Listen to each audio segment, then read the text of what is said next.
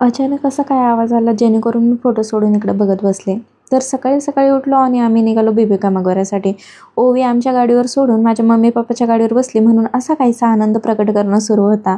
त्यानंतर आम्ही फायनली आलो बिबिका मकबऱ्याला आणि इथे आल्यावर आम्हाला काहीतरी मोकळंच वातावरण बघायला भेटलं, जेणेकरून आम्हाला नुसतं पळावं वाटत होतं. म्हटलं चला पळू द्या, तिची लाईफ आहे, तिला एन्जॉय करू द्या. आणि त्यानंतर आम्ही मस्त इथे चालायला लागलो.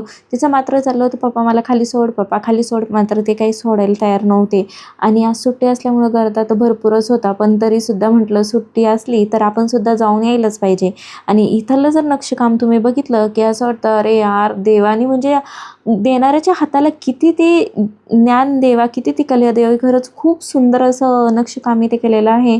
त्यानंतर आम्ही आतमध्ये आलो आणि आतमध्ये थोडं दर्शन वगैरे घेतलं आणि आजूबाजूला इकडे तिकडे पळू राहिलो, कारण की ओवी पळत होती म्हणून मला सुद्धा तिच्या मागं पळायला लागतच होतं.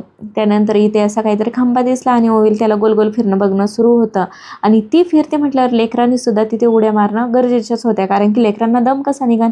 आणि इथं मी बसले होते, तिला ते मात्र सहन नाही झालं आणि तिने मला सुद्धा तिथं चक्रा मारायला लावल्या.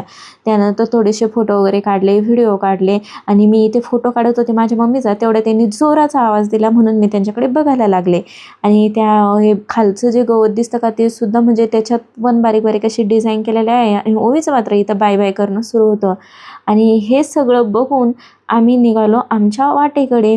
आणि इथले जे म्हणजे भरपूर काम असं जुनं झालेलं आहे, तरीसुद्धा बघायला खूप छान वाटतं. अशा प्रकारे हा व्हिडिओ एंड करतो. भेटूया नेक्स्ट व्हिडिओमध्ये. तोपर्यंत बाय.